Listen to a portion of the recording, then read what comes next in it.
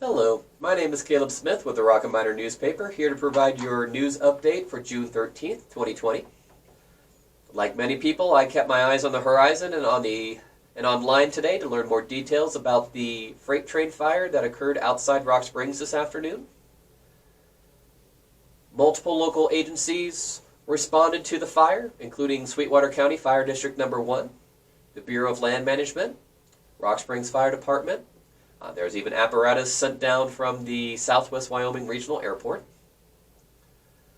The Rocket Miner staff made the decision to respect the request of the emergency responders to keep far away from the conflagration, to not get in the way of emergency responders, just to let them focus on their job and do so quickly, efficiently, safely.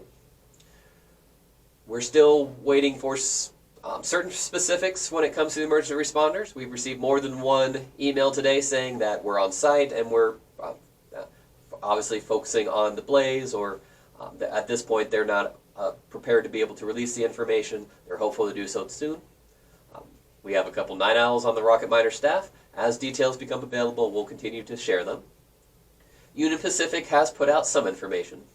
Fox 13 is reporting that, according to the UP, just before 3 p.m., the derailment took place about 4 miles east of Rock Springs, involving an estimated 26 rail cars.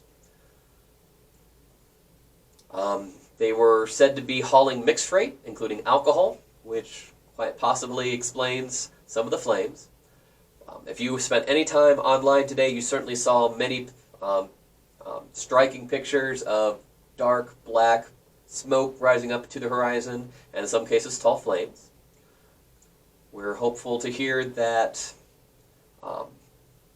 injuries are none.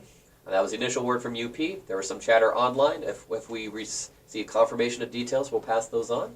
Just hopeful that everybody's staying as safe as possible.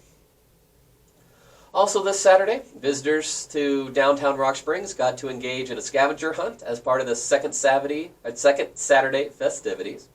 It's an event that was interrupted for a little while, but the idea is to host regular events, second Saturday of the month, to draw people downtown, get them to better know the people and the businesses.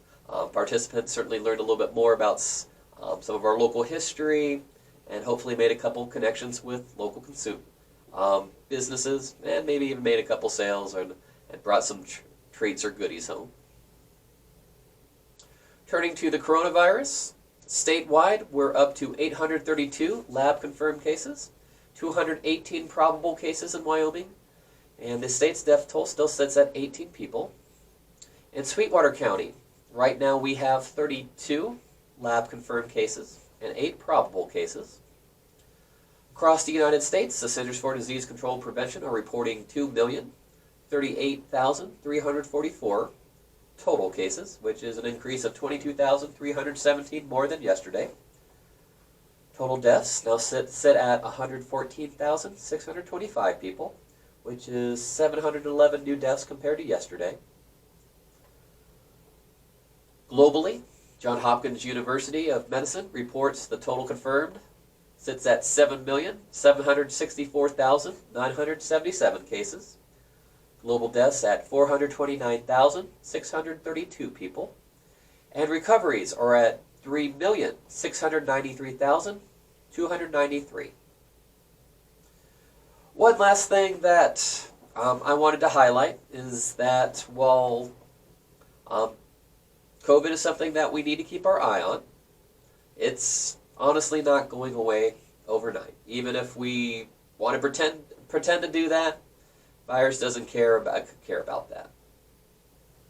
But that's not the only thing that, when it comes to common sense steps, that we're encouraged to take. The Wyoming Department of Health earlier this week issued a reminder on simple steps to avoid summer diseases. They note that there are just some things that are more common during the warmer months.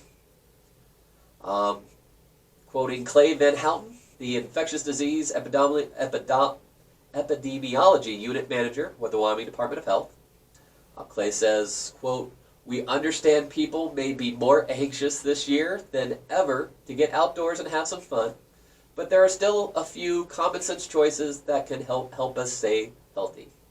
End quote. Wyoming Department of Health notes that serious diseases can be spread by ticks, such as telemaria, Rocky Mountain spotted fever, and Colorado tick fever. When it comes to trying to avoid that, they note just be aware of how it can happen. So, not that saying that you can't do this, but just be aware of your risk factors if you're planning on walking through, playing, or sitting in brushy or grassy areas, or handling certain animals. If you plan to be doing that, or maybe if you didn't plan on doing that but you find yourself doing that, just some things to keep in mind is applying insect repellent, such as those containing 20% or more DEET, wearing light-colored clothing to make it easier to see ticks crawling on you. There's more than one time where I've certainly seen a bloodsucker crawling up my arm and was able to brush it away before they got any of my blood. Tuck pant legs into socks. If you've been in a potentially tick-infested area, search yourself and your children's for ticks, and if necessary, remove them. In addition to checking your pets, and you can use tick and other similar bugs. Just use those types of control products as recommended by veterinarians. They say be careful when handling live or dead, potentially infected animals such as dead rabbits or rodents. Having worked for the Wyoming Department of Conservation, one of the tips I was generally told that if it wasn't my assignment, if I came across dead animals in the woods, leave them be. Honestly, that was also the advice for the live animals too. It also notes that the West Nile virus is potentially spread by mosquitoes when they feed on infected birds and then bite people, animals, or other birds. When it comes to West Nile prevention, there are 5 Ds to keep in mind. The first 2 are dawn and dusk, noting that mosquitoes tend to prefer to feed right at the beginning or end of the sunlight. So avoid spending time outside during these times. Dress, that means wear shoes, socks, long pants, and a long sleeve shirt when outdoors. Once again, they recommend the light color clothing, the easier spot stuff, and made of tightly woven materials. I would personally note that I remember one time when I was on a camp out and I went barefoot most of the weekend, and I got into such a mess of ticks I couldn't tell where my ankles were. Not the best memory. Memorable though. Wear shoes. Wear bug spray. The 4th D is drain. Since mosquitoes are known to breed in shallow, stagnant water, reduce the amount of standing water by draining or just straight up removing whenever you see it gathering. Old tires is also a spot that I've personally come to watch for.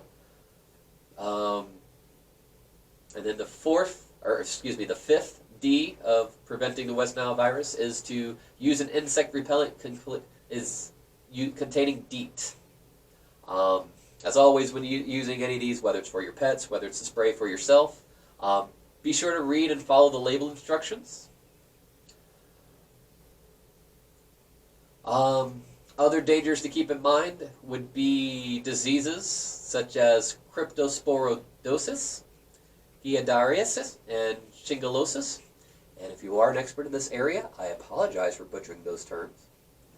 These are diseases that can be caught by drinking from or swimming in lakes or other untreated bodies of water, or even in sometimes some treated pools. The Wyoming Department of Health notes that many disease-causing germs come from feces, and even a tiny amount can make people sick. As a general rule of thumb, going back to advice from Van Houten, who we quoted earlier, who says no one should drink untreated water, such as from hot springs, lakes, rivers, or streams, even if it looks clear and clean. When it comes to swimming, either in natural areas or even treated pools, it says avoid swimming when experiencing diarrhea. That's a courtesy to yourself and to the people around you. Don't swallow swimming water and avoid getting water in the mouth. Practice good hygiene, including showering before swimming and washing hands after using the toilet or changing diapers. This next one we've all heard, and we should all obey. Don't pee or poop in the pool. Wash hands with soap and water after swimming and before eating, and pay attention to diaper and bathroom needs for young children. The goal is that we want people to be healthy, have fun, spend time, especially outdoors, hopefully with family and friends, but just, like I said, just take a couple extra common sense steps to make it that much more enjoyable. Referencing back my stupid camp out with the ticks, that was all me. There were other great memories that I can remember from that camp out, but they're all a little bit darkened by the fact that I was an idiot. I would hope that you can, like I said, apply a bit more self-preservation and safety tips than I, learn from my mistakes, and that you'll have brighter memories that you don't have to put qualifiers on.